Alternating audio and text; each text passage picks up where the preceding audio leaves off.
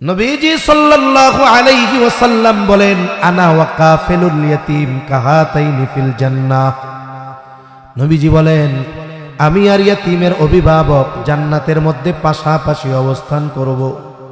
এই কথা বলে নবীজি দুইটা আঙ্গুল ইশারা দিয়ে দেখায়া দিলেন, এই দুইটা আঙ্গুল যেমন পাশাপাশি অবস্থানরত, নবীজি বলেন আমি আর ইয়াতীমের অভিভাবক ওই রকম জান্নাতে পাশাপাশি অবস্থান করব। ইয়াতীমের পাশে, নবীজির পাশে থাকতে পারা এটা কত বড় সৌভাগ্যের ব্যাপার। কথা আসলে তো কথা লম্বা হয়ে যাবে কথা বললে, এরপরেও বলি, সাহাবায়ে কেরামের কাছে ইসলাম গ্রহণের পরে সবচাইতে আনন্দের যেই কথাটা ছিল সেটা হলো নবীর সাথে জান্নাতে থাকতে পারার খবর। লম্বা এক হাদিস আছে, এই হাদিসের শেষে নবীজি বলছেন, আল মারউ মাআ মান আহাব্বা, যে যারে মোহাব্বত করে তার সাথে অবস্থান করবে মানে জান্নাতে থাকবে। এই হাদিসের বর্ণনাকারী হযরত আনাস রাদিয়াল্লাহু তাআলা আনহু বলেন, নবীজির মুখে যখন এই কথা শুনছি, আমরা ইসলাম আনার পরে আর কোনো কথায় এত খুশি হই নাই যত খুশি এই কথাটা শুনে হইছি। সুবহানাল্লাহ। সেই সুযোগ আমাদের আছে। ইয়াতীমের অভিভাবক যদি আমরা হতে পারি, একটা ইয়াতীমরে আমি যদি লজিং রাখতে পারি, লাভ কি? নবীজি আর এক হাদিসে বলেন, ওই ঘর কতই না উত্তম ঘর, যেই ঘরে একজন ইয়াতীম আছে আর তার সাথে ভালো আচরণ করা হয়। ওই ঘর কতই না নিকৃষ্ট ঘর, যেই ঘরে ইয়াতীম আছে আর তার সাথে অসৎ আচরণ করা হয়। এর ব্যাখ্যায় বুজুর্গানে দিন বলেন, দেখুন এখানে নবীজি বলেন নাই ওই ঘর কতই না উত্তম ঘর যেই ঘরে ইয়াতীমরে অনেক ভালো খাওয়ায়, এটা কয় নাই, ভালো আচরণ করে। আমার আপনার নবী ইয়াতীম, মা মারা গেছে, এর আগে বাবা দুনিয়ায় আসার আগে, উনি দুনিয়ায় আসার আগেই ইয়াতীম। এরপরে 6 বছরে মা মারা গেল, 8 বছরে দাদা মারা যাবার সময় ওসিয়ত করতেছে তার অনেকজন সন্তান, আব্দুল মুত্তালিবের, সকলেই টাকাওয়ালা পয়সাওয়ালা সম্পদওয়ালা, বলে সব সন্তানদের মধ্যে ওই সময় সবচাইতে গরিব ছিল আবু তালেব। অথচ আরো কয়েকজন সন্তান সবাই টাকাওয়ালা। কিন্তু আব্দুল মুত্তালিব মারা যাওয়ার সময় অন্যান্য সন্তানদের বলেন নাই তোমরা মুহাম্মাদের অভিভাবক হইবা। সব সন্তানই আমার আপনার নবীকে ভালোবাসতো, কিন্তু আব্দুল মুত্তালিব দেখছে সব সন্তানদের মধ্যে আমার আবু তালেব আমার নাতিটারে খুব ভালোবাসে। এই জন্য মারা যাওয়ার সময় সবচাইতে সম্পদওয়ালা সন্তানের কাছে অভিভাবকত্বের দায়িত্ব দেন নাই, বরং সবচাইতে বেশি যে ভালোবাসতো আবু তালেব, গরিব হওয়ার পরেও আব্দুল মুত্তালিব আবু তালেবকে আমার আপনার নবীর অভিভাবক হওয়ার ওসিয়ত করে গিয়েছে। وَأَمَّا إِذَا مَا ابْتَلَاهُ فَقَدَرَ عَلَيْهِ رِزْقَهُ فَيَقُولُ رَبِّي أَهَانَنِ كَلَّا بَل لَّا تُكْرِمُونَ الْيَتِيمَ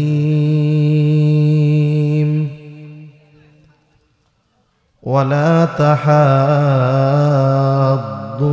عَلَى طَعَامِ الْمِسْكِينِ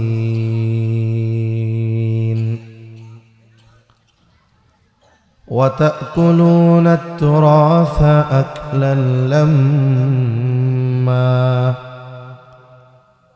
وَتُحِبُّونَ الْمَالَ حُبًّا جَمًّا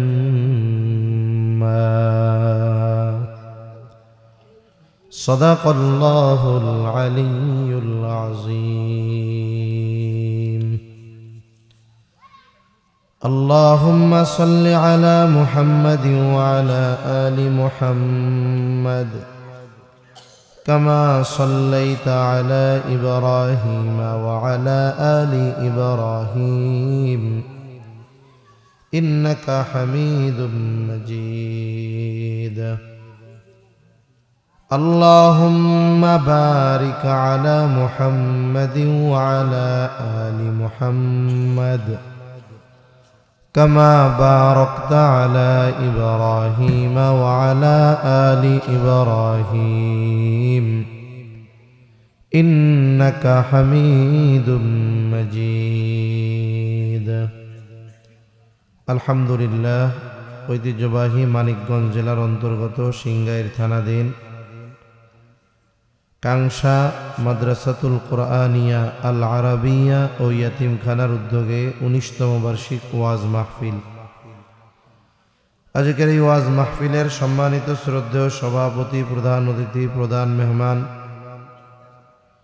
বিশেষ অতিথিবৃন্দ সহ সম্মানিত শ্রদ্ধেয় উলামায়ে কেরাম, সামনে উপস্থিত মুরব্বিয়ানে কেরাম, সমবয়সী যুবক বন্ধু, স্নেহের ছোট ভাই, মাইকের আওয়াজ যত দূরে যায় নিজ নিজ স্থানে অবস্থানরতা সম্মানিতা শ্রদ্ধা মা ও বোন, আল্লাহ তাআলার দরবারে অগণিত শুকর যে মহান মালিক হায়াতে বরকত দিয়ে সুস্থ রেখে দীর্ঘ রাত অবধি বিজ্ঞ উলামা হযরতদের জবানে খুবই গুরুত্বপূর্ণ কথা শ্রবণ করবার, সেই ধারাবাহিকতায় কিছু কথা বলবার সুযোগ যে মহান মানিব দান করেছেন, সে মহান মানিবকে খুশি করার জন্য মোহাব্বতের সাথে জবান খুলে অন্তর থেকে কালিমাতুশ শুকর পাঠ করি আলহামদুলিল্লাহ। অগণিত দুরূদ ও সালাম সাইয়্যিদুল আম্বিয়া, আশরাফুল আম্বিয়া, খাতামুল আম্বিয়া, ইমামুল মুরসালিন, রহমাতুল লিল আলামিন মুহাম্মাদুর রাসূলুল্লাহ সাল্লাল্লাহু আলাইহি ওয়াসাল্লামের উপর। অনেক রাত, 12:15 বাজে। আসলে আগে একটা সিস্টেম ছিল, প্যান্ডেল ম্যান্ডেল লাইটিং মাইটিং যা হয় হোক, বসার জায়গাটা আরামের ছিল, খ্যাট দিয়া, ঠিক না? খ্যাট দিলে জায়গাটা গরম হয়, বসতে আরাম হয়। আমার এই জায়গায় সোফায় বসা শীত লাগতেছে, আর এখন লাইটিং প্যান্ডেলিং মাইকিং সব ভালো, কিন্তু বসার জায়গাটা কষ্টকর। এই জায়গায় মোটামুটি পানি পড়ে ভিজে গেছে, ওইগুলো জায়গাগুলো দিয়ে ভিজে গেছে। তার মানে আমি অবস্থা উপর থেকে দেখা আমার মন চাইতেছে না যে আপনাদেরকে ওরে বলি আগায় আসেন, আগানোরও দরকার নাই, কারণ ঠান্ডা একে তো উপর থেকে টপ টপ করে কুয়াশা পড়তেছে। খ্যাট যদি হয়, যেই ফোঁটা পড়ে ওই ফোঁটা ওই নিচে পড়ে যায়, আর এ জায়গায় এক ফোঁটা পড়ে 5 জনের জায়গায় ছড়াই পড়ে, তখন বসতে কষ্ট, ঠান্ডা। এজন্য সব জায়গায় মোটামুটি এটা সহজ এবং সুন্দর, কিন্তু সব সুন্দর হইলে তো আর আরাম হয় না, যেহেতু দীর্ঘ সময় বসা লাগে। এজন্য এবছর যেমন হলো, আগামীতে আয়োজকদের প্রতি এই অনুরোধ থাকবে, কমপক্ষে সালা বিছাই দিয়েন, তাইলে আরাম লাগবে, তাই না? বসতে একটু আরাম হবে, বা খ্যাড় হইলে আরো ভালো হবে। যে জায়গায় আছেন ওই জায়গায় বসে থাকেন, কষ্ট হইলে দাঁড়ায় থাকেন, চেয়ার তো নাই, তাইলে বসতে বলতাম। আমি বেশি সময় আপনাদের কষ্ট দিব না। পবিত্র কোরআনুল কারীমের প্রসিদ্ধ একটি সূরা, সূরাতুল ফজর, এই সূরা থেকে আমি কয়েকটা আয়াত আপনাদের খেদমতে তিলাওয়াত করেছি। আল্লাহ তাআলার কাছে তৌফিক চাই, আল্লাহ তাআলা অল্প সময়ের মধ্যে কিছু কথা বলার তৌফিক দেন, যেগুলো আমাদের সবার দুনিয়া এবং আখিরাতের জন্য কল্যাণকর হয়। সকলে মোহাব্বতের সাথে জবান খুলে বলি আমিন। এই দুনিয়াতে কোনো মানুষ এই বিষয়টা আশা করে না যে তার রিজিক সংকীর্ণতা হোক। এই পৃথিবীতে কোনো মানুষ এটা আশা করে না, রিজিক সংকীর্ণ হোক, এটা কেউ আশা করে না, বরং সবাই আল্লাহ তাআলার কাছে প্রশস্ত রিজিক চায়, দোয়া করে, আল্লাহুম্মা রযুকনা রিজকান ওয়াসিআ, আয় আল্লাহ আপনি আমাদেরকে প্রশস্ত রিজিক দেন। আরবিতে হোক আর বাংলায় হোক, আমরা আল্লাহর কাছে দোয়া করি কি করি না? এখন স্বাভাবিক একটা নিজাম আল্লাহ তাআলা রেখে দিয়েছেন। একজন যদি আগুনের মধ্যে পা দেয় আর দোয়া করে, ও আল্লাহ আগুন যেন আমারে না পোড়ায়, আল্লাহ স্বাভাবিক ব্যবস্থা কি রাখছেন? আগুন পোড়াবে। এখন আমি যদি আগুনে পা দিয়ে আল্লাহর কাছে দোয়া করি যে আল্লাহ আগুন যেন আমারে না পোড়ায়, পানির মধ্যে নামতে নামতে দোয়া করতেছি, আল্লাহ যে পানিতে আমি যেন না ভিজি। এজন্য অনেক মানুষ বুঝে না, তারা মনে করে আল্লাহর উপরে ভরসা, তাওয়াক্কুল এটা কেমন? কয় আমার রোগ হইছে, যা হইছে হবে, ওষুধ খামু না, যা করে আল্লাহ। বলে না এরকম কিছু মানুষ? বলে এটা ভুল পদ্ধতি। অসুস্থ হলে চিকিৎসা করতে হবে, এটা রাসূলের সুন্নাত। তবে চিকিৎসার আসবাব বা ওষুধের উপরে ভরসা নয়, ভরসা হবে কার উপরে? আমি ওষুধ খাবো, কিন্তু আমার নিয়ত থাকবে ওষুধের কোনো ক্ষমতা নাই, আল্লাহ যদি ভালো করে তাইলে ওষুধে কাজ হবে। তা সম্মানিত উপস্থিতি, আমরা আল্লাহর কাছে প্রশস্ত রিজিক চাই, কিন্তু আমাদের কর্ম, আমাদের কাজ যেগুলো আল্লাহ বলেন ওই কাজগুলো করলে তোমাদের রিজিক প্রশস্ত হবে না। তার মানে দোয়া করার সাথে সাথে ওই দোয়া কবুল হওয়ার কাজগুলোও আমাদের করার দরকার আছে না নাই? আছে। আমি মূলত আজকে যে আয়াতগুলো তিলাওয়াত করছি, অতি লম্বা কথা আমি বলবো না ইনশাআল্লাহ। আমি কিন্তু আসছি অনেক আগে, 10টার একটু পর পর আসছি। তা লম্বা কথা আমি আপনাদের সাথে বলবো না, কষ্টও দিব না। যে রিজিক সংকীর্ণ কেন হয়, এই সূরার এই আয়াতগুলোতে আল্লাহ তাআলা 4টি কারণ বলছে। কয়টি কারণ? এই 4টি কারণ ত্যাগ করব, অথবা ওই 4 কারণের বিপরীত কাজ যদি আমরা করতে পারি, তাহলে আমাদেরকে প্রশস্ত রিজিক দিবেন কে? দেখুন, রিজিক মানে যে শুধু খাবার দাবার তা না, ভাত চাল ডাইল তা না। বলে একজন নেককার বিবি, এটাও রিজিকের অন্তর্ভুক্ত। দিনদার সন্তান রিজিকের অন্তর্ভুক্ত। সুস্থতা রিজিকের অন্তর্ভুক্ত। সম্মান রিজিকের অন্তর্ভুক্ত। এক কথায় এই দুনিয়ায় চলতে থাকতে ফিরতে যত কিছু দরকার সব কিছু রিজিকের অন্তর্ভুক্ত। তা আমাদের ধারণা হলো যে অনেককে মানুষ ভাবে যে আয়াতগুলো তিলাওয়াত করছি, আয়াতের কথা, যে কিছু মানুষের ধারণা হলো এইরকম যে আল্লাহ তাআলা যাকে অনেক দিয়েছে সে মনে করে আল্লাহ মনে হয় আমারে খুব ভালোবাসে। কিছু মানুষ আছে দেখবেন নামাজ কালাম রোজা হজ যাকাত কিচ্ছু নাই, কিন্তু টাকা পয়সা আছে, পাওয়ার ক্ষমতা আছে। এরকম লোক আছে না নাই? দেখবেন ও নামাজ কালাম পড়ে না, আল্লাহর নাফরমানি করে, কিন্তু মানুষের কাছে কি বলে, ভাই আল্লাহ আমারে খুব ভালোবাসে, এই জন্য আল্লাহ আমার অনেক টাকা পয়সা আর ধন সম্পদ দিছে। আচ্ছা বলেন তো, এই দুনিয়ার সবচাইতে বড় ধনী যে, সে কি কারুনের চাইতে বেশি ধনী? আমাদের দেশের বড় বড় ব্যবসায়ীদের গোডাউনের মধ্যে কি থাকে? চাল ডাল আটা রিলিফের গম এইগুলা থাকে। আর কারুনের যেই গুদাম ছিল, এই গুদামের মধ্যে হলো স্বর্ণ বোঝাই দিয়া ছিল। কি ছিল? স্বর্ণের গোডাউন। এখন কারুনের এত সম্পদ, আপনাদের যদি জিজ্ঞাসা করি যে কারুন মনে হয় আল্লাহর খুব প্রিয় এক বান্দা, এই জন্য আল্লাহ এত সম্পদ দিছে? হ্যাঁ, কারুন আল্লাহর প্রিয় বান্দা ছিল?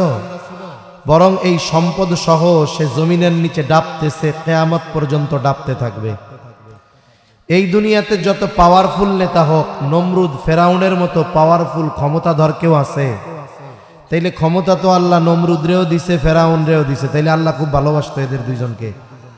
তাহলে এর দ্বারা এই বিষয়টা নিশ্চিত, সম্পদ আর ক্ষমতা এটা আল্লাহর মোহাব্বতের বান্দা হওয়ার মাপকাঠি নয়।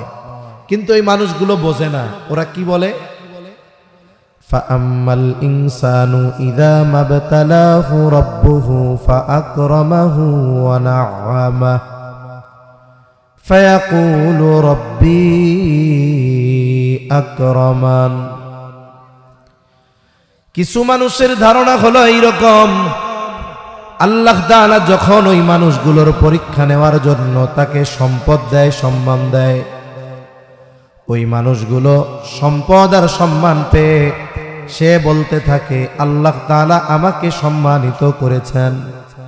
সে কেমন যেন বলে আল্লাহ আমারে খুব ভালোবাসে, আমি আল্লাহর মোহাব্বতের পাত্র, এই জন্য আল্লাহ তাআলা আমাকে সম্পদ দিয়েছে, সম্মান দিয়েছে। অথচ আল্লাহ তাআলা বলেন এই সম্পদ আর সম্মান আমি তাকে পরীক্ষার জন্য দিয়েছি। আবার এই ধরনের মানুষগুলো যখন রিজিক সংকীর্ণতার মধ্যে পড়ে যায়, ওয়া আম্মা ইযা মাবতালাহু ফাকাদারা আলাইহি রিজকাহ, আল্লাহ তাআলা যখন তার পরীক্ষা নেওয়ার জন্য রিজিক সংকীর্ণ করে দেয়, সম্পদ কেড়ে নেয়, সম্মান কেড়ে নেয়, এই মানুষগুলো তখন বলে আমি আসলে সম্পদ আর সম্মানের উপযুক্ত ছিলাম, যোগ্য ছিলাম, কিন্তু আমার রব আমাকে সম্মানিত করে নাই।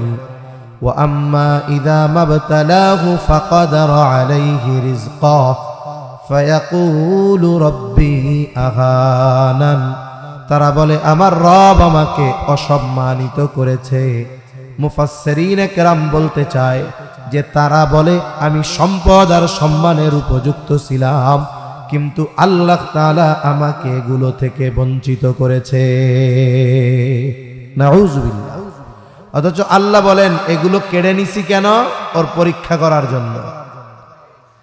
এখন পরীক্ষা করার জন্য আল্লাহ তাআলা নিয়েছেন, সাথে সাথে এই যে রিজিক সংকীর্ণতা আসে কেন, রিজিক সংকীর্ণতার পরীক্ষার মুখোমুখি হওয়া লাগে কেন, আল্লাহ তাআলা এর কারণগুলো বর্ণনা করছে। এই সূরার আলোকে কয়টা কারণের কথা আমরা বলছিলাম? একটু জোরে বলেন, কয়টা? 4টা। এখন আমি আপনি যতই দুর্বল হই, কোন ব্যক্তি যদি এমন কোন বিষয়ের ব্যাপারে আমাকে আপনাকে দোষারোপ করে, যেই কাজ আমি করি নাই, বলেন তো এই বিষয়ে যদি আমাকে আপনাকে দোষারোপ করে, আমি আপনি প্রতিবাদ করব কি করব না? প্রতিবাদ করব। অথচ ওই মানুষগুলো তাদের রিজিক সংকীর্ণতার কারণ হিসাবে দোষ দিচ্ছে কাকে? বলে আমি সম্মান, সম্পদ, প্রশস্ত রিজিকের যোগ্য ছিলাম, হকদার ছিলাম, বলে দেয় নাই আমারে আল্লাহ। নাউযুবিল্লাহ। বলে আমি আপনি দুর্বল হওয়ার পরেও কেউ যদি আমাকে আপনাকে দোষারোপ করে, যেই কাজ আমি করি নাই, আমি আপনি প্রতিবাদ করি। আর আহকামুল হাকিমিনের ব্যাপারে যদি কেউ প্রতিবাদ এই কথা বলে, অপবাদ দেয়, আমার আপনার রব প্রতিবাদ করেন কি করেন না? আল্লাহ কি বলেন দেখেন। ওরা বলে আমরা সম্মান সম্পদের উপযুক্ত ছিলাম, কিন্তু আল্লাহ দেয় নাই। সাথে সাথে আল্লাহ তাআলা জবাব দিয়ে বলেন কাল্লা, কখনোই এমনটা নয় যে সে সম্পদ, সম্মান আর প্রশস্ত রিজিকের হকদার ছিল, আমি আল্লাহ তাকে দেই নাই, এমনটা নয়। এরপরে আল্লাহ তাআলা 4টি কারণ তাদের এই রিজিক সংকীর্ণতার কারণ হিসাবে বর্ণনা করে 1 নম্বরে বলেন বাল্লা তুকরিমুনাল ইয়াতীম। আল্লাহ তাআলা বলেন তাদের এই রিজিক সংকীর্ণতার 1 নম্বর কারণ, সম্পদ সম্মান চলে যাওয়ার 1 নম্বর কারণ হলো তারা ইয়াতীমকে সম্মান করে না। ইয়াতীম তো ছোট হয়, ইয়াতীম তো ছোট, যার মা নাই, বাবা নাই, এরকম নাবালক ছেলে বা মেয়েকে ইয়াতীম বলে। যেই নাবালকের মা বাবা নাই, সেই নাবালক ছেলে বা মেয়ে ইয়াতীম। ইয়াতীম তো ছোট, তাইলে ইয়াতীমকে সম্মান করো না, এই কারণে রিজিক সংকীর্ণ। কাল্লা বাল্লা তুকরিমুনাল ইয়াতীম, তোমরা ইয়াতীমকে সম্মান করো না। ছোটরে তো স্নেহ করে, ছোটরে তো সম্মান করে না।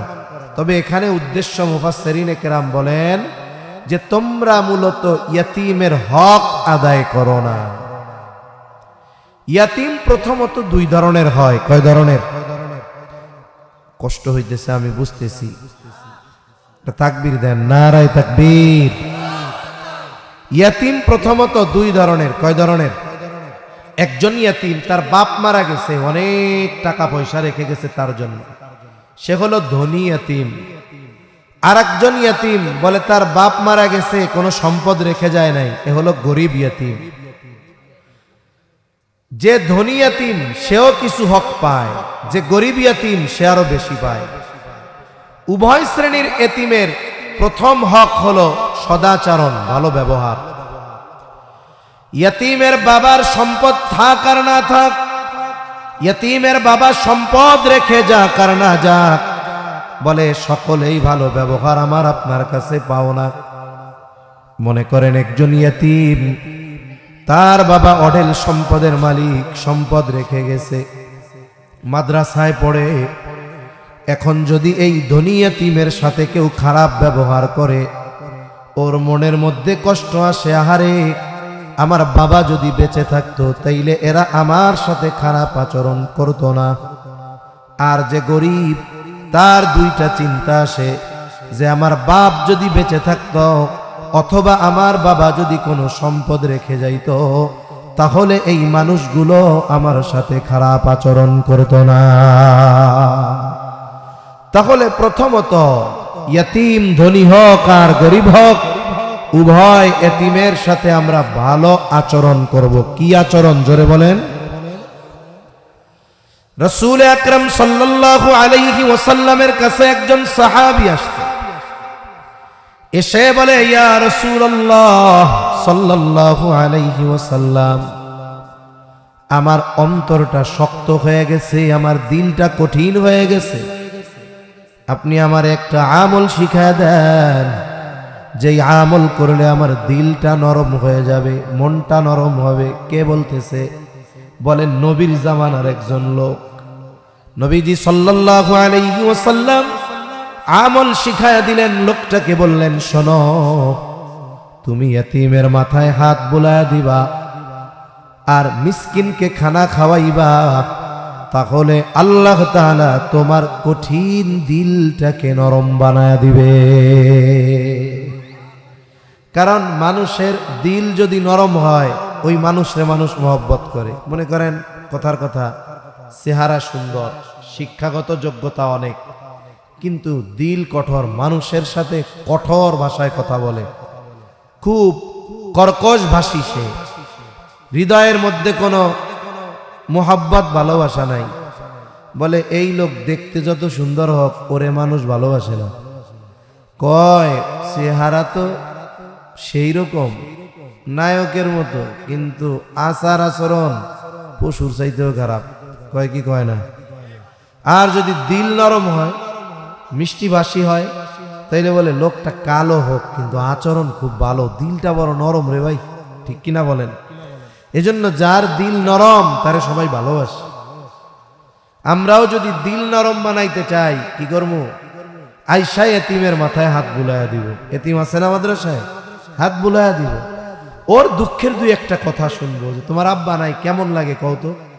দেখবেন ও হয়তো বলবে, ওর চোখ দিয়ে পানি পড়বে, আর ওর চোখের পানি কেমন যেন আমার আপনার দিল রেও নরম বানায় দিবে। ঠিক কিনা? তাহলে ইয়তীমের এক নম্বর হক, ইয়তীম ধনী হোক আর গরিব হোক, উভয় ইয়তীমের সাথে ভালো আচরণ, ভালো ব্যবহার। দুই নম্বর, আলহামদুলিল্লাহ দেখলাম 3টা ছেলে হাফেজ, প্রত্যেকটা ছাত্র লজিং থাকে, খুব ভালো লাগছে দেখা আমার। ও ভাই, আপনার যদি সামর্থ্য থাকে তাহলে আপনি একজন ইয়তীমের অভিভাবক হয়ে যান, ইয়তীমের দায়িত্ব আপনি নেন। অথবা এমন হতে পারে যে আপনি একজন ইয়তীমের পরিপূর্ণ দায়িত্ব নিতে পারবেন না, মুহতামিম সাহেবকে আইসা বলেন, হুজুর মাদ্রাসায় যদি কোনো ইয়তীম থাকে, আমার তো একটা ইয়তীমের পরিপূর্ণ খরচ চালানোর সামর্থ্য নাই, ওই ইয়তীমের বছরে যত লুঙ্গি লাগে আমি দিয়া দিমু, যেই কয়টা পাঞ্জাবি পায়জামা লাগে আমি দিমু। অথবা আপনি আইসা বলেন সাবান তেল সোনো যা লাগে আমি দিব। অথবা আপনি বলেন অসুস্থ যদি হয় তার চিকিৎসা ডাক্তারের খরচ আমি দিব। ইয়তীমের কোনো একটা বিষয়ের অভিভাবকত্ব গ্রহণ করেন।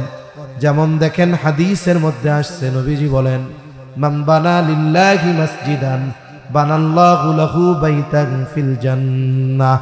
নবীজি বলেন, যে আল্লাহর জন্য মসজিদ বানাবে, আল্লাহ তাআলা জান্নাতের মধ্যে তার জন্য ঘর বানায়। এখন এই ফজিলতের হাদিসের কথা চিন্তা কইরা যদি আমরা প্রত্যেকেই চিন্তা করি, আমরা প্রত্যেকে এক একটা মসজিদ বানাবো, ও ভাই, তাইলে তো মুয়াজ্জিনি খুঁজে পাওয়া যাইব না, মুসল্লি বহুদূর। ঠিক কিনা বলেন? আমি বানাইলাম একটা, আপনি বানাইলেন একটা, তাহলে অবস্থা কি হইল? এই হাদিসের ব্যাখ্যায় মুহাদ্দিসিনে কেরাম বলেন, আপনার নিজের একা একটা বানানো লাগবে না। মসজিদ বানাইতেছে, আপনি কিছু শরিক থাকেন আল্লাহকে খুশি করার জন্য। আপনার 100 ইট দিয়ে সামর্থ্য আছে, ওই 100 ইট দিয়ে আল্লাহর ঘরে সহযোগিতা করেন, আপনার জন্য আল্লাহ এই কারণে জান্নাতের মধ্যে ঘর বানাবে ইনশাআল্লাহ।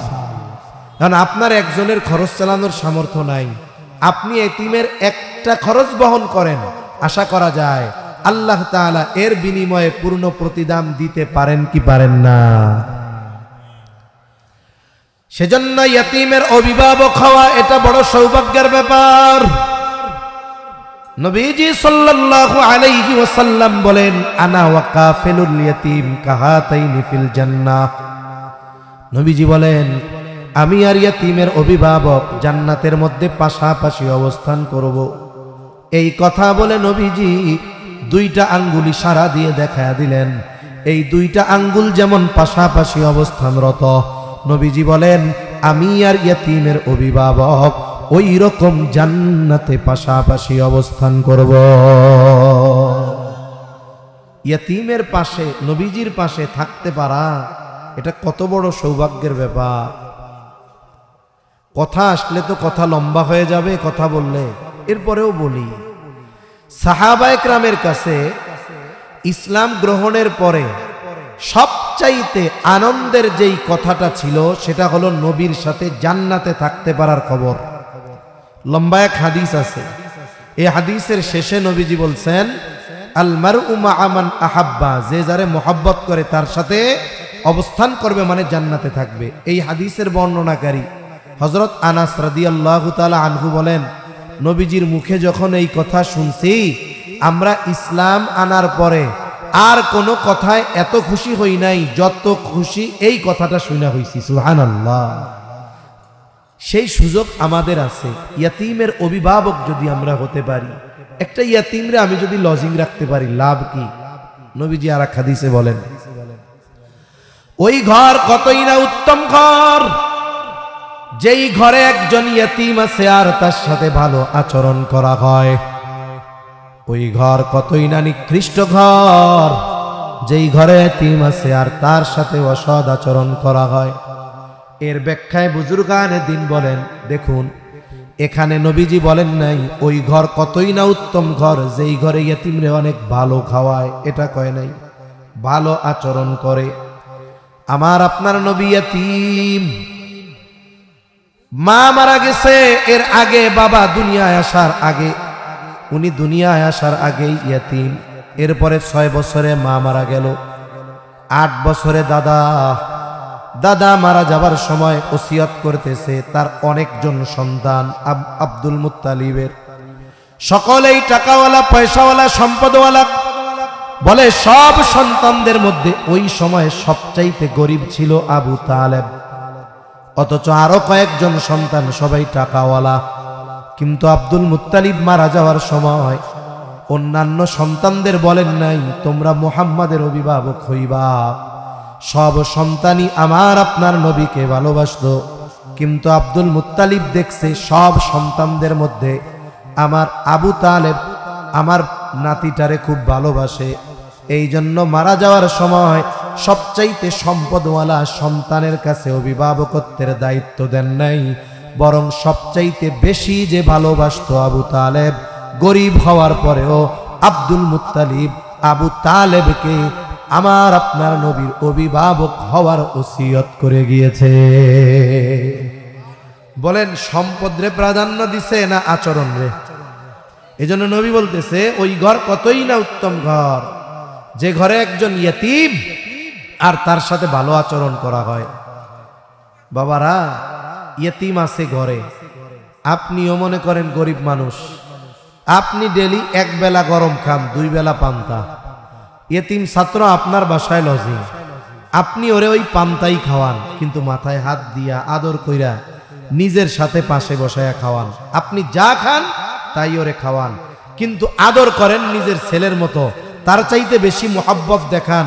বলে ও খাইয়া খুশি না, খাওয়ান ভালো লাগবে না, ওই আচরণে ওর দিন শান্তি হয়ে যায়, ঠিক কিনা বলেন? আর এক ঘরে খাওয়াই ভালো, কিন্তু আবার কাম করায় কাজের লোকের মতো, এটা কর, এটা কর, এটা দিছে, এটা দিছে, ওরে গোশত খাওয়ায়, ডিম খাওয়ায়, কিন্তু ওর হৃদয়ে ওই খাবার খাইয়া শান্তি লাগে না। কেন? আচরণ ভালো করে না এই জন্য, ঠিক কিনা? ওই ঘর কতই না উত্তম ঘর, যেই ঘরে একজন ইয়তীম আছে তার সাথে ভালো আচরণ করা হয়। আর ওই ঘর কতই না নিকৃষ্ট ঘর, যেই ঘরে একজন ইয়তীম আছে তার সাথে খারাপ আচরণ করা হয়। বুজুর্গানে দিন বলেন, যেই ঘরে ইয়তীম আর তার সাথে ভালো আচরণ, ওই ঘর আল্লাহ বরকত আর রহমত দিয়ে ভরপুর করে দেয়। আর যেই ঘরে ইয়তীম খারাপ আচরণ করা হয়, নবীজি বলেন, বুজুর্গানে দিন বলেন, ওই ঘর থেকে আল্লাহ তাআলা রহমত আর বরকত উঠায় নিয়ে যায়। এই জন্য ইয়তীম যদি কারো ঘরে থাকে, অভিভাবক যদি হওয়া যায় হবেন, নবীর সাথে থাকা যাবে। ঘরে ইয়তীমরে খাওয়ান, ভালো আচরণ করেন, বলে ঘর রহমত আর বরকত দিয়ে ভরপুর হয়ে যাবে। 3 নাম্বার বিষয়, বলে অনেকে আছে ইয়তীম হয়ে গেছে, আত্মীয় ভাই মারা গেছে, ইয়তীম এখন ভাতিজা, বলে চাচা অভিভাবক। আছে না এরকম? অনেক চাচা মনে করে যাক ভাই মরছে খুব ভালোই হইছে, ভাতিজা তো আর সম্পদের খবর জানে না। ওই যে সিঙ্গার একবারে বাজারের মধ্যে মোড়ে আমার বাবার রাইখা যাওয়া 2 শতক 5 শতক জমি আছে, ভাই বাইচা থাকলে তো ভাগ তো হইতো 2টা। জমির যা দাম ভাতিজা জানে না, ওরে আর এক জায়গা থেকে দিয়া ওই জমিটা পুরা আমি দখল কইরা নিমু। বলেন তো এইরকম বুজুর্গ লোক আছে না নাই? অভাব নাই, ঠিকই কইছে। একটু চিন্তা করে দেখেন, স্বাভাবিকভাবে আল্লাহ তাআলা বলেন কারো সম্পদ অন্যায়ভাবে ভক্ষণ করবা না।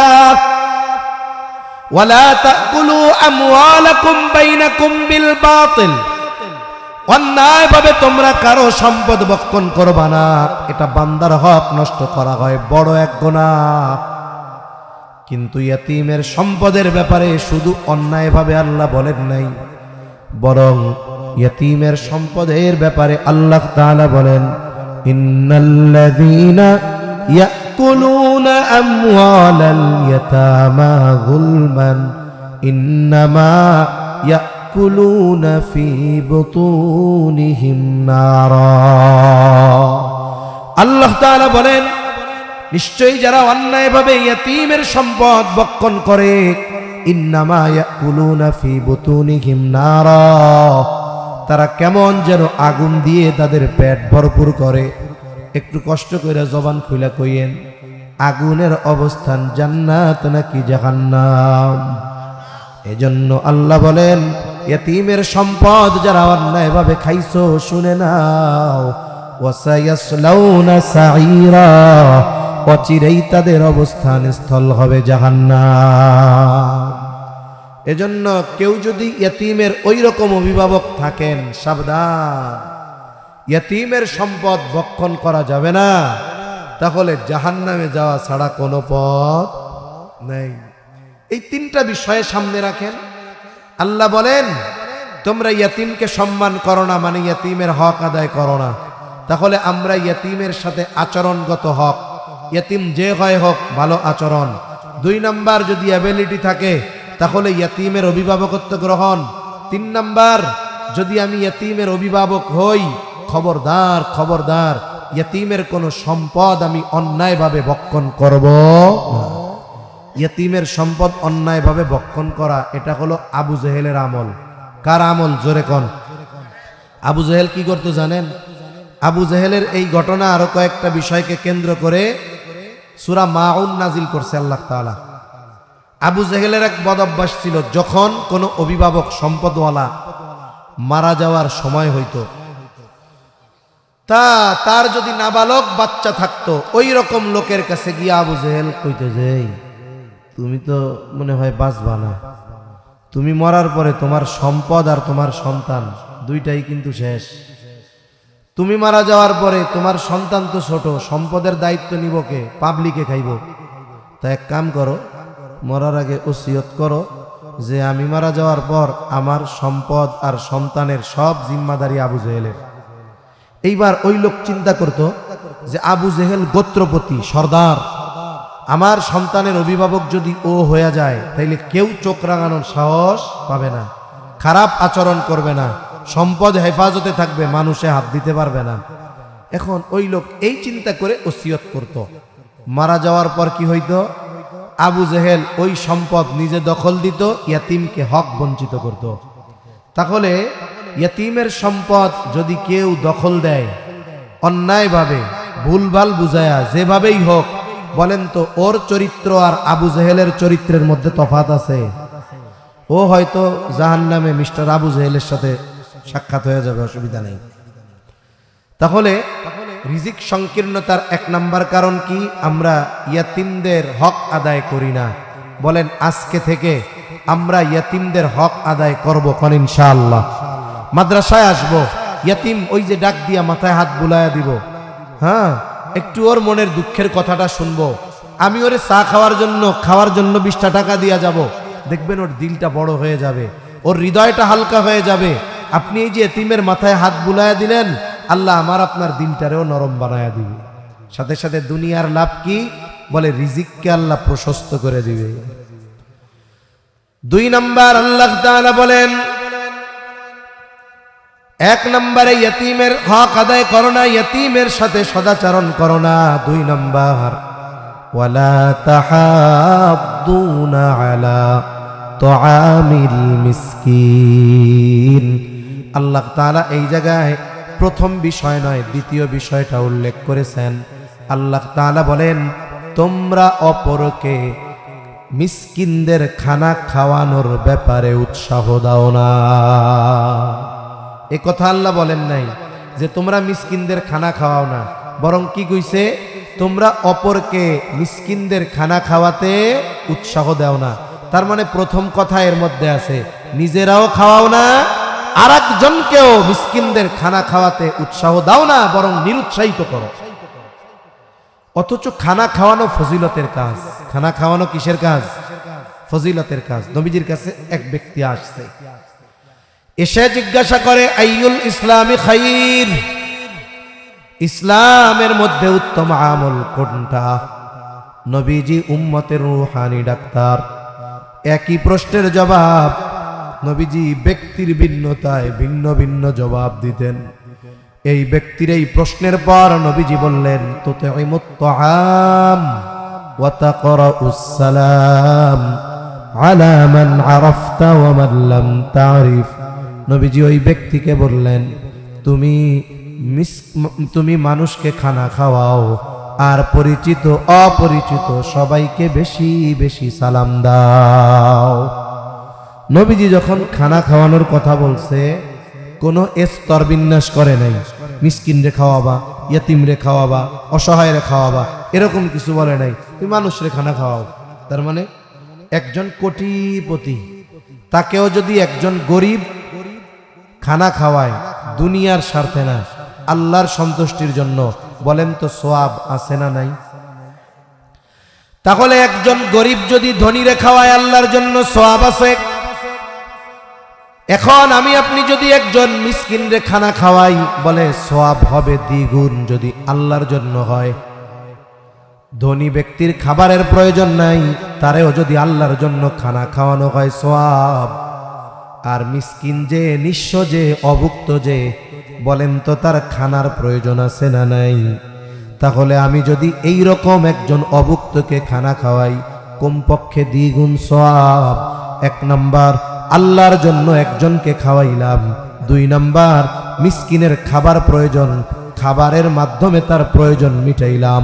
নবীজি এক হাদিসের মধ্যে বলেন, যেই মুসলমান অপর মুসলমানের কোনো প্রয়োজন মিটায়া দেয়, আল্লাহ তাআলা ওই ব্যক্তির দুনিয়া আখিরাতের প্রয়োজন মিটায়া দেয়। তাহলে 1 নাম্বার প্রয়োজন মিটানোর জন্য আলাদা সওয়াব। 2 নাম্বার খানাটা খাওয়াইছি আল্লাহর জন্য, খানা খাওয়ানোর সওয়াব। এই যে আমরা যে মানুষরে খানা খাওয়াই, সওয়াব আছে। বিবাহের দাওয়াত দিয়া খাওয়াইছেন, সওয়াব আছে। আপনি অন্যান্য এমনি দাওয়াত দিয়া খাওয়াইছেন, সওয়াব আছে। তবে আমাদের অঞ্চলে কিছু বদ খাসলত আছে, মানুষরে বিয়ার দাওয়াত দিয়ে খাওয়াইয়া আসতে টেবিল পাইতে বইয়া দেয়। এ অভ্যাস আছে। ও আল্লাহ, এই জায়গাও আছে। তাইলে এ কোন তোর দাওয়াত দিয়ে খাওয়ানো? এ কি দাওয়াত দিয়ে খাওয়ানো হইল? অনেকে চিন্তা করে যে মেহমান 500 দাওয়াত দিব, ওই 2 লাখ টাকার বাজার হইব। এই যে বাজার, এই যে সময়, আমার যদি 1.5 লাখ খরচ হয়, এই বাজারে খাইয়া কি 1000 টাকার কম দিব? 400 লোক 500 দাওয়াত দিছি, 100 মাইনাস আসবে হলো 400। 1000 করে দিলে মিনিমাম কত? 4 লাখ। বেশিও তো দিবে, এভারেজে 1000 করে ধরলাম। এখন কি হবে? বলে খরচ হয়েছে 2 লাখ, আর 2 লাখ লাভ। ব্যবসা আছে না নাই? এটা কি দাওয়াতি কয় না ডাহাতি কয়? আসলে খানা যারেই খাওয়াই, কার জন্য? ধনী হোক, গরিব হোক, অসহায় হোক, যারেই খাওয়াবো কার জন্য? সাহাবায়ে কেরামের গুণ ছিল এটা। আল্লাহ এই গুণের কথা কোরআনে বলছে। তারা খানা খাওয়ায় কি কয়? ইন্নামা নুতঈমুকুম লিওয়াজহিল্লাহি লা নুরিদু মিনকুম জাযাআও ওয়ালা শুকুরা।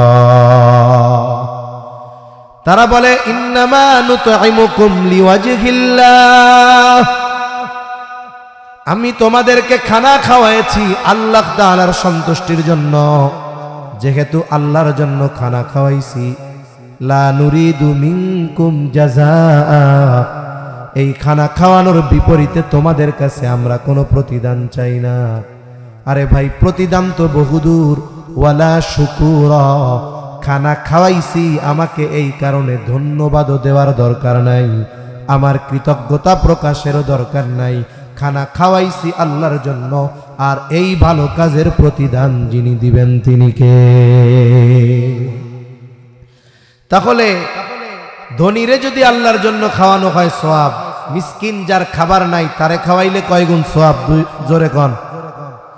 এখন এই মিসকিন অভুক্ত যদি আপনার প্রতিবেশী হয়, তাহলে 3 গুণ সওয়াব। কয় গুণ সওয়াব? 1 নাম্বার, এই খানা খাওয়ানো এটা ঈমানি কাজ। নবীজি সাল্লাল্লাহু আলাইহি ওয়াসাল্লাম বলেন, লাইসাল মুমিন আল্লাযী ইয়াশবাউ, ওই ব্যক্তি মুমিন নয় যে নিজে পেট পুরে খায় আর তার প্রতিবেশী পাক সে না খায়া থাকে। নবীজি বলেন এই ব্যক্তি মুমিন নয়। তাহলে তাকে খানা খাওয়ানো ঈমানি দায়িত্ব। 2 নাম্বার, আল্লাহর বান্দারে খাওয়াইছি। 3 নাম্বার, অভুক্ত ব্যক্তিরে খাওয়াইছি। 4 নাম্বার যেই বিষয়টা, এই অভুক্ত ব্যক্তি আমার প্রতিবেশী, সে আমার কাছে হকদার প্রতিবেশী হিসাবে। আল্লাহর রাসূল সাল্লাল্লাহু আলাইহি ওয়াসাল্লাম এক হাদিসের মধ্যে বলেন, তোমরা তরকারির মধ্যে ঝোল বাড়ায়া দাও, পানি বাড়ায়া দাও। কেন? যাতে তুমি তোমার প্রতিবেশীর খবর নিতে পারো। সুবহানাল্লাহ বলেন। তাহলে চিন্তা করে দেখেন, আমি যদি প্রতিবেশীরে খাওয়াই সওয়াব বেশি। তা কথা অনেক লম্বা হয়ে যাবে, মূল কথার দিকে চলে যাই।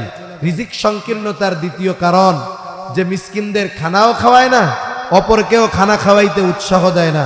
আজকে থেকে প্রতিজ্ঞাবদ্ধ হই নিজের সাথে নিজে, আমরা মিসকিন অসহায়, আমার প্রতিবেশী হোক যেই হোক, আমি তাদের খানা খাওয়াবো। যদি না পারি, বাজারে বসে আছি, একজন আসছে অভুক্ত ক্ষুধার্ত, এখন সে কইতেছে আমার একটু খাওয়ান, একটা রুটি কলা কিনে দেন। এখন আপনার নাই, আপনি পাশের বন্ধুকে বলেন, ভাই ওরে একটা রুটি কলা কিনে দে, 15 টাকা 20 টাকা দাও না কিনে। এখন দিলেন, ও ব্যক্তি খাইলো, ক্ষুধা নিবারণ হইল, হাত উঁচা করে দোয়া করা লাগবে না। দেখছে কে? জোরে বলেন, দেখছে কে? ও টাকা খরচ করে সওয়াব পাইলো, আর আমি উৎসাহ দিয়ে ওর পরিমাণ সওয়াব পেয়ে গেলাম। তাইলে নিজে খাওয়াবো, না পারলে আর একজনের উৎসাহ প্রদান করব। তবে খাবারটা কিন্তু বিড়ি হইলে হবে না। কথা বুঝেন নাই? আপনার কাছে নাই, ও খাইতে চাইছে, দোস্ত একটা বিড়ি খাও, আপনি করলে আমাকে টাকা নাই, তুমি কিনে দাও, এটা হলে হবে না। হালাল খাবার হতে হবে, এ বিষয়টা জানি খেয়াল থাকে। আল্লাহ তৌফিক দান করেন। আগে একটা কবিতা ছিল, মানে কবিতাটার ভাবার্থ এরকম, হাসর দিন আল্লাহ বলবেন আমি অভুক্ত ছিলাম, আমারে খাবার দাও নাই, অসুস্থ ছিলাম, সেবা শুশ্রূষা করো নাই, পিপাসিত ছিলাম, পানি দাও নাই। এটা একটা হাদিসের আলোকে কাব্যানুবাদ করা হয়েছে। আল্লাহ তাআলা কিয়ামতের দিন বলবে, বান্দা আমি অভুক্ত ছিলাম, খানা দাও নাই, বস্ত্রহীন ছিলাম, বস্ত্র দাও নাই, পিপাসিত ছিলাম, পানি দাও নাই, অসুস্থ ছিলাম, সেবা শুশ্রূষা করো নাই। বান্দা বলবে, আপনার তো এগুলো কিছুই লাগে না, লাগতো না আল্লাহ, যদি লাগতোই, দেওয়ার মতো সুযোগ থাকলে দিতাম। তখন আল্লাহ বলবে, বান্দা তোমার প্রতিবেশী অসুস্থ ছিল, সেবা শুশ্রূষা করো নাই, অভুক্ত ছিল, খাবার দাও নাই, বস্ত্রহীন ছিল, বস্ত্র দাও নাই, পিপাসিত ছিল, পানি দাও নাই। যদি তুমি তাদেরকে এগুলো দিতা, আমি আল্লাহ এগুলো পেয়ে যাইতাম। তাহলে রিজিক সংকীর্ণতার অন্যতম দ্বিতীয় কারণ মিসকিন অসহায়দের খানা না খাওয়ানো অথবা অপরকে নিরুৎসাহিত করা।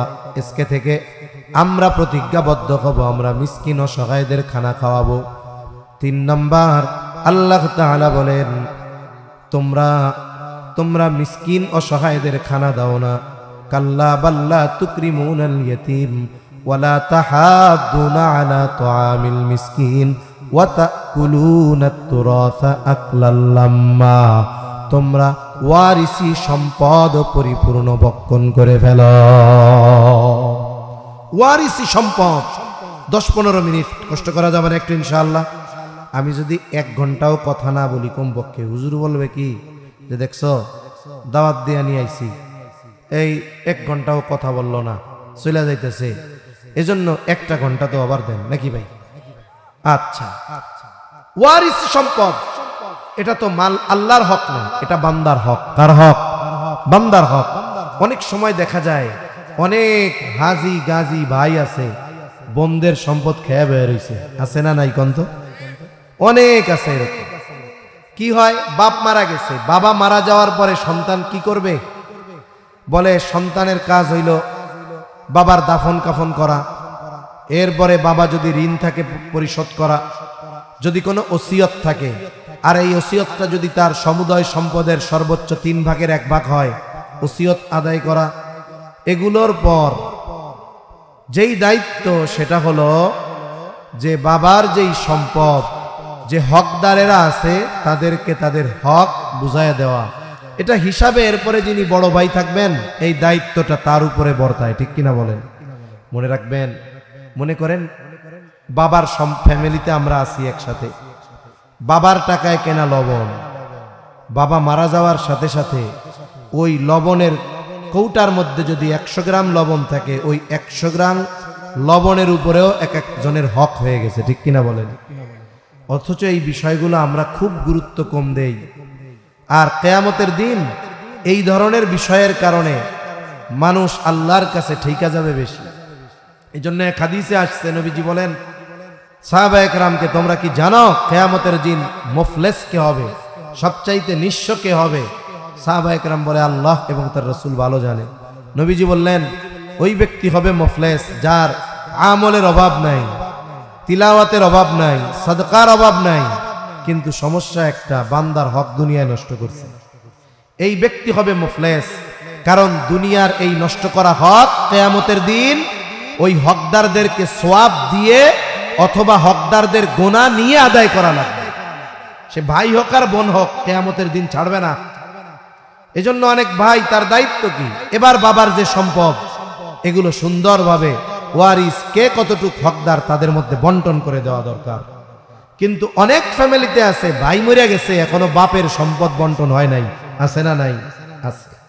অনেক জায়গায় এমন আছে ঘটনা, বলে বাপ মারা যাওয়ার আগে মেয়ে 2টারে বিবাহ দিয়ে দিচ্ছে।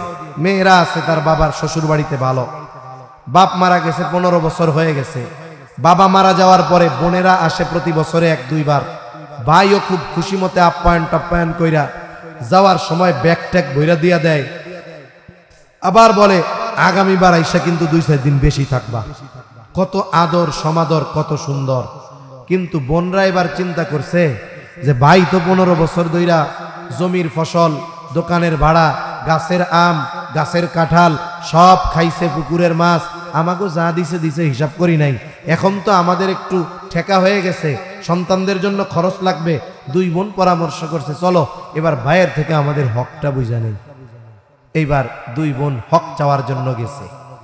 এতকাল কত খুশি, আসলে কত সমাদর, এইবার যখন হক চাইতে আসছে সাথে সাথে ভাইয়ের মুখ পুড়ে পেশার মতো হয়ে গেছে, মুখের মধ্যে আর হাসি নাই। কয় নিয়েই যাবা, সম্পর্কটা আর রাখতে চাও না, বুঝতে পারছি, কারণ এ সম্পদ তো আর রাইখে দেওয়ার উপায় নাই, দিতে বাধ্য হবে। এবার বোনরা তাদের হক বুঝে নিয়ে গেছে আর বলছে যদি রাখতে চাও তাইলে বাজার মূল্য দাও, ভাই হিসাবে কিছু কম নিলাম, অসুবিধা নাই, আমরা লেখা দিয়া যাই, আর নইলে আমাকে ফেরত দিয়া দাও। এবার বোনরা বোনদের হক নিয়ে গেছে। এতকাল আসলে আদর সমাদর অভাব নাই। যেদিন যাবার চায় কয় আরো 3 দিন থাইকা যা, যাওয়ার সময় আগামী বছর এসে 3 দিন আরো বেশি থাকবা। এইবার হক বুঝা নিয়ে গেছে। এরপরে যখন পরের বছর ভাইয়ের বাড়িতে বেড়াইতে আইছে, আগেই কয় সব তো নিয়েই গেছো, আইসো কে? আইসো তো আইসো, যাবা কবে তাই কও। ঠিক কিনা বলেন? ঘরে ঢুকতে দেয় না, আগেই জিগায় যাবা কখন, সব তো নিয়েই গেছো গা। তাহলে এই ভাই এতদিন বোনদের সমাদর করছে, আসলে বোন হিসাবে না, সম্পদের জন্য। এইরকম কিছু বুজুর্গ ভাই আছে না, বোনদেরটা খেয়ে ফেলাইতে চায়। সাবধান, এই সম্পদ এমন এক সম্পদ, বলে এগুলা হয়তো আপনার কাগজ কলমে সম্পদ বাড়াবে, দলিল বাড়বে, কিন্তু আফসোস এই সম্পদ আপনি আমি খেয়ে যাইতে পারবো না, কারণ এগুলো অভিশপ্ত সম্পদ, মানুষের হক। সম্পদ থাকবে, খাবার সামনে থাকবে, কিন্তু আল্লাহ তাআলা খাওয়ার দরজা বন্ধ করে দিবে। সেজন্য সাবধান। আল্লাহ তাআলা বলেন, তোমরা ওয়ারিসি সম্পদ পরিপূর্ণভাবে ভক্ষণ করে ফেলো। এই সম্পদের কারণে রিজিকে সংকীর্ণতা আসে, কেউ ভোগ করতে পারে না, খাইতে পারে না, অসুস্থতার সাথে হায়াত কেটে যায়, স্ট্রোক করে বিছানায় পড়ে থাকে। আল্লাহ তাআলা এমন রোগ দেয়, আল্লাহ তাআলা এমন অসুস্থতা দেয়, পাকস্থলী নষ্ট হয়ে যায়, কিডনি নষ্ট হয়ে যায়।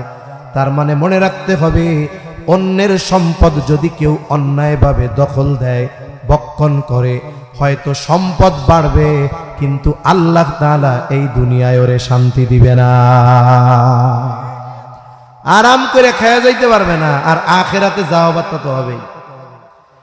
4 নাম্বার আল্লাহ তাআলা বলেন, ওয়া তুহিব্বুনাল মালা হুব্বান জাম্মা। অতিরিক্ত মালের মোহাব্বত মানুষের রিজিককে সংকীর্ণ করে দেয়। বলে মালের মোহাব্বত রিজিকরে সংকীর্ণ করে দেয়। কোন কি? আমি মাঝে মধ্যে কিছু মুরব্বী দেখি, মুরব্বী বয়স 85 বছর, উনি গর্বের সাথে বলে যে এখনো আমি 12 ঘন্টা অফিস করি, কিন্তু আফসোস এত পরিশ্রম করে অফিস করে, কিন্তু নামাজ পড়ার সুযোগ তার হয় না, রোজা রাখতে পারে না। কোটিপতি মানুষ এমনও জানা আছে, হজ ফরজ হইছে আরো 3 যুগ আগে, এখনো হজ করতে যায় নাই। কি চিন্তা করে? বলে হজ যদি এই বাজারে করতে যাই 8 লাখ টাকা খরচ হয়ে যাইব। তাহলে হজ করে না কিসের মোহাব্বতে? জোরে কান। মালের মোহাব্বতে হজ করে না, টাকা নষ্ট হয়ে যাবে। এই সব লোক হলো দুনিয়া প্রেমী। ভাইরে, টাকা পয়সা উপার্জন করা মন্দ নয়। যদি টাকা পয়সা উপার্জন নিষেধই থাকতো, তাইলে ইসলামে সাদকা, দান সাদকার ফজিলত আর যাকাতের বিষয়টা থাকতো না। ঠিক কিনা বলেন? ও ভাই, টাকা আপনার হয়েছে, আপনার যদি টাকা হয় তাইলে তো মাদ্রাসা, মসজিদ, দ্বীনি কাজ, গরিব মানুষের কাজ হবে, উপকার হবে। ঠিক কিনা বলেন? এই যে আপনাদের এই জায়গায় ভাই আবুল বাশার খান কত দিছে, ওনার যদি না থাকতো দিবার পারতো? কোন? হ্যাঁ, পারতো? ওনার আছে, উনি টাকাটা ভালো করে দেখেন। ইসলাম টাকা উপার্জনে মানা করে না, তবে মানা কোনটা? কয় টাকা উপার্জন করতে গিয়া আল্লাহ রে বইল না, নামাজ ছাইড়ো না, হারামের দিকে যেও না। বলে যেই মানুষগুলো সম্পদ উপার্জন করতে গিয়ে ইবাদত ছাড়ে, আল্লাহর নাফরমানি করে, হারাম উপার্জন করে, ওরা দুনিয়ামুখী, ওদের অন্তরে আখিরাতের ভয় নাই। ঠিক কিনা বলেন? আর এদেশে কোটি কোটি টাকার মালিক এমন আছে যে তারা 5 ওয়াক্ত নামাজ ছাড়ে না, তাহাজ্জুদ ছাড়ে না।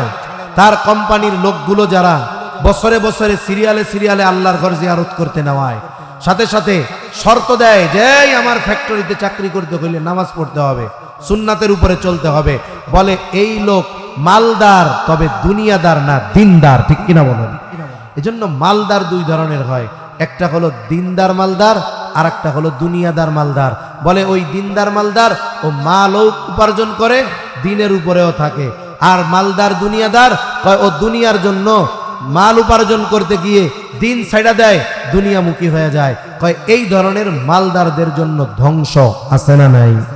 সবচেয়ে বড় আফসোস হইল প্রথম, ও উপার্জন করে সারা বছর কিন্তু খাইতে পারে না। ওই যে বুড়াকালেও কি কয় 12 ঘন্টা অফিস করি, কিন্তু ডাক্তার ওরে কিছু খাইতে মানা করছে। আবার দেখা যায় ওর রোগ এমন হইছে, ঘুম নাই, বিশ্রাম নাই, পরিশ্রম করতে করতে রোগ ধরাইছে বড় বড় গুলা, বয়স মাত্র 50 বছর। ওদের তো আবার মরার ভয় বেশি, ডাক্তারের কাছে গেছে। ও ডাক্তার কি হয়েছে আমার দেখেন তো। ডাক্তার চিকিৎসা কইরা কই সর্বনাশ, আপনার তো অবস্থা ভালো না। টেস্টে কি ধরা পড়ছে? কই ভাই আপনার কিডনির সমস্যা, আপনার ডায়াবেটিক, লিভারের চর্বি, তারপরে হার্টের পরিস্থিতিও ভালো না। তার মানে সব বড় লইকে রোগগুলো ওনার হয়েছে, বুঝেন নাই? এবার ওনার তো বাঁচার আশা, দুনিয়ামুখী যারা এদের বাঁচার আশা। হয় কি করতে হবে তাই কন, কি করতে হবে তাই কন। বলে সকালবেলায় ভোরবেলা ওইটা 1/2 কিলোমিটার দৌড়াবেন। আচ্ছা, আর আপনার যেহেতু হাই প্রেশার আছে, ডায়াবেটিক্স আছে, তারপরে অন্যান্য বিষয় আছে, আমি যা যা খাইতে বলবো তাই তাই খাবেন। কি খামু? কয় আপনি সকালবেলায় তেমন কিছু খাবেন না, দুপুরে এক বেলা খাবেন। কি খামু? কয় দুপুরবেলা খাবেন আলা চাউলের জাউ। আলা চাউল চিনেন আপনারা? আলা চাউলের জাউ খাবেন, কিন্তু আপনার হাই প্রেশারটা, উচ্চ রক্তচাপ খুব বেশি, খাবেন তো খাবেন লবণ ছাড়া খাবেন। আমাগো এলাকায় যারা গরু পালে, বুঝছেন, এরা গরু পালার সময়, এখন তো রাইস কুকার হয়েছে, ফ্যান হয় না। আগে বড় পাতিলে রান্না হইতো, ফ্যান হইতো, কিছু ভাত পড়তো। এখন ওই ভাতের মধ্যে আর ফ্যানের মধ্যে লবণ দিয়ে গুলাইয়া যদি গরুর সামনে দিত, ছাগলের সামনে দিত, খুব মজা করে খাইতো, ঠিক না? কিন্তু মাঝে মধ্যে বাড়িওয়ালা ফ্যানও দিছে, ভাতও দিছে, কিন্তু লবণ দিবার মনে নাই। এইবার গরুর সামনে দেয়ালেই এক চাটা দিয়ে কয় দুধ কি দিছিস, খাইতে মন চায় না, সরা। বুঝেন নাই? ছাগলের এক চাটা দিয়াই কয় খাবো না। কেন? লবণ হয় নাই। কি হয় নাই? লবণ হয় নাই। গৃহস্থ এবার চিন্তা করে কিরে খাইলো না কেন, একটু জিব্বাসা দিয়ে আল্লাহ লবণ হয় নাই তো, এবার লবণ দিত, খাইতো। আল্লাহ কয় তোর টাকা আছে, পয়সা আছে, সব আছে, কিন্তু তোরে যা খাওয়াবো তো ছাগলেও খায় না। ঠিক কিনা বলেন? আল্লাহ চাইলে পারে কি পারে না?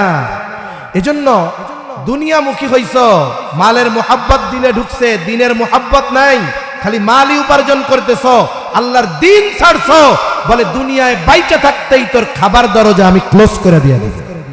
আল্লাহ পারেন কি পারেন না? এজন্য আল্লাহ তাআলা এই 4টি কারণের কথা বলছেন। মানুষেরা বলে আমি সম্মান আর প্রশস্ত রিজিক পাওয়ার উপযুক্ত, কিন্তু আমার আল্লাহ আমারে দেয় নাই। বলে না না, আল্লাহ বলে বান্দা কেন তোমার রিজিক সংকীর্ণ হলো? এই সূরার এই আয়াতগুলোর আলোকে তুমি ইয়াতিমদের হক আদায় করো না। 2 নাম্বার, মিসকিন অসহায় নিঃস্বদেরকে খানা খাওয়াও না। 3 নাম্বার, ওয়ারিসি সম্পদ সব একা খায়া ফেলাইতেছ। 4 নাম্বার, দুনিয়ার মোহাব্বতে, মালের মোহাব্বত আর দুনিয়ার মোহাব্বতে দিল ভইরা গেছে, না দিনের মোহাব্বত না আল্লাহর মোহাব্বত। এই কারণগুলোর জন্য তোমার রিজিক সংকীর্ণ হয়ে গেছে। এখন ঠিক এই কারণগুলোর বিপরীত কাজ যদি আমরা করি, ইয়াতিমদেরকে আমরা যদি মোহাব্বত করি, ভালোবাসি, মিসকিন অসহায়দের আমার সামর্থ্য অনুযায়ী যা আছে খাওয়াই, আর হকদার যারা, আমার কাছে যদি কারো হক থাকে আমি হকগুলো যদি আদায় করে দেই, সাথে সাথে সম্পদ উপার্জন করি, অসুবিধা নাই, কিন্তু আল্লাহর মোহাব্বত, নবীর মোহাব্বত আর দ্বীনের মোহাব্বত অন্তরে যদি থাকে, তাহলে আল্লাহ তাআলা আমার আপনার রিজিককে প্রশস্ত করে দিবে। এখন আমরা কি কেউ রিজিক সংকীর্ণ হোক চাই? এটা দুনিয়ার কেউ চায় না। আর আমরা যদি এই কাজগুলো করি, ওইগুলো ছাড়ি, তাহলে আল্লাহ তাআলা আমাদের রিজিককে প্রশস্ত করে দিবে, দুনিয়া আখিরাত কল্যাণময় হয়ে যাবে। আমার আপনার যত প্রয়োজনীয়তা, সব প্রয়োজন মেটানোর জিম্মাদারি নিয়ে নেবেন কে? জোরে বলেন কে? আল্লাহ তাআলা। আল্লাহ সুবহানাহু ওয়া তাআলা আমাদের সকলকে এই গুণগুলো অর্জন করে এর বিপরীত বদগুণগুলো থেকে বেঁচে থেকে প্রশস্ত রিজিকের অধিকারী হওয়ার তৌফিক দান করেন। সাথে সাথে আল্লাহর কাছে এই দোয়া করব, আল্লাহুম্মা রযুকনা রিজকান ওয়াসিআ। হে আল্লাহ, আপনি আমারে প্রশস্ত রিজিক দেন, আমাদের প্রশস্ত রিজিক দেন, হালালান তাইয়্যিবা। আল্লাহুম্মা রযুকনা হালালান তাইয়্যিবা। হে আল্লাহ, আপনি আমাকে হালাল পবিত্র রিজিক দান করেন, প্রশস্ত রিজিক দান করেন। রিজিক সংকীর্ণতা দিয়ে পরীক্ষা নিয়েন না। মনে রাখবেন, দাজ্জাল যখন এই দুনিয়ায় আসবে, মানুষের খাবারের অভাব হবে, রিজিক এর একটা অংশ খাবার।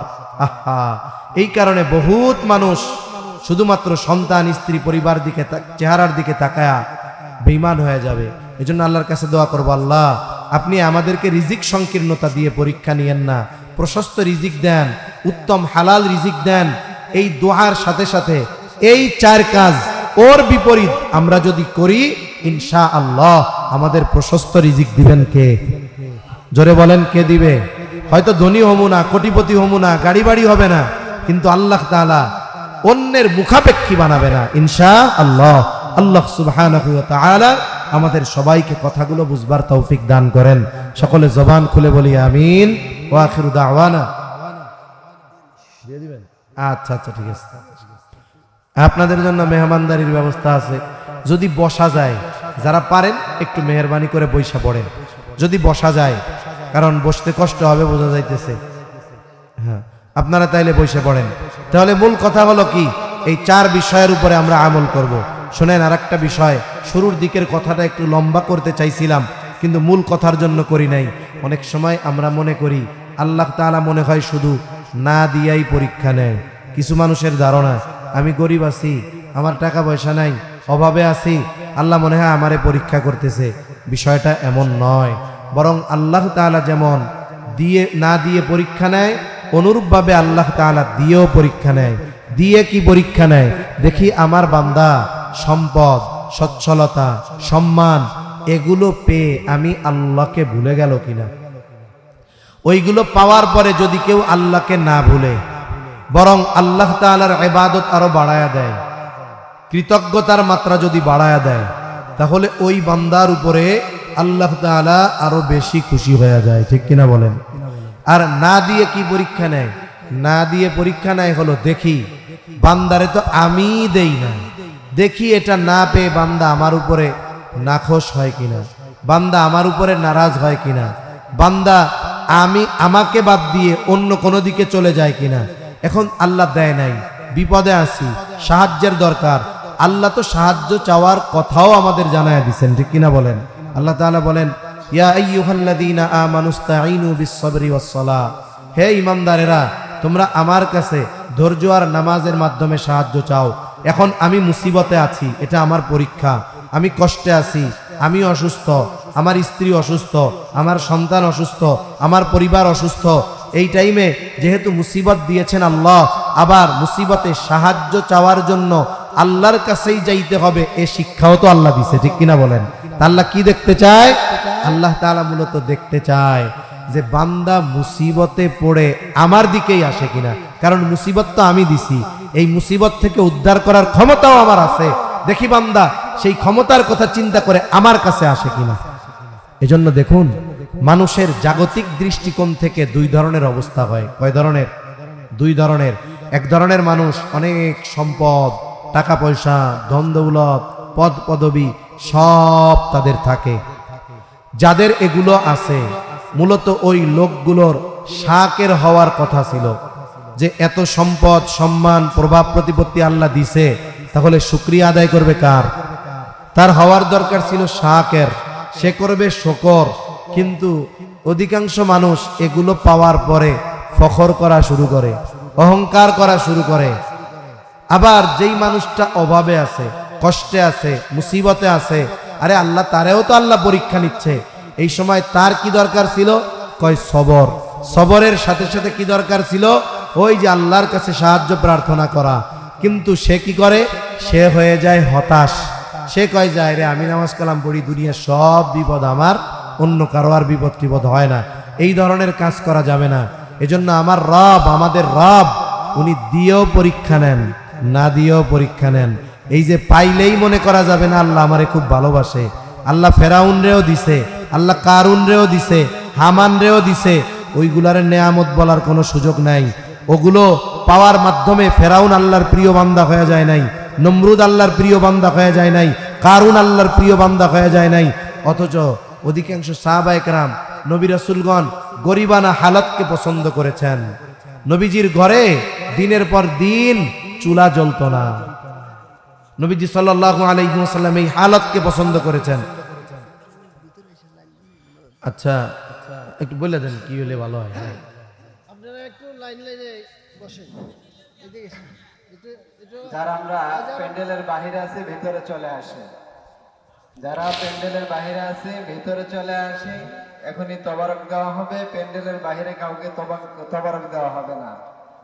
তবারক যদি কিনা পেতে চান, নিতে চান, তাহলে ভিতরে আসতে হবে, ভিতরে সশৃঙ্খলভাবে বসতে হবে, নচেত তবারক দেওয়া হবে না।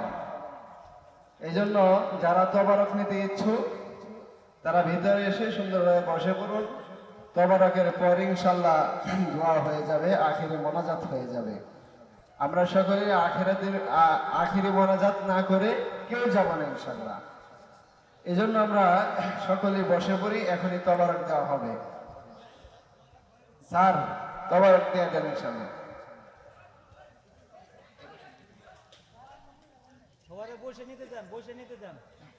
সকলেই বসে যান, এই তবারক নিয়ে কেউ উঠবেন না। তবারক নিয়ে দোয়া শেষ করে ইনশাল্লাহ উঠবেন। হুজুর দোয়া করবেন, যার অপেক্ষায় আমরা এই গভীর রজনী পর্যন্ত ছিলাম। এই জন্য আমরা শেষ দোয়াটা করে যাব ইনশাল্লাহ।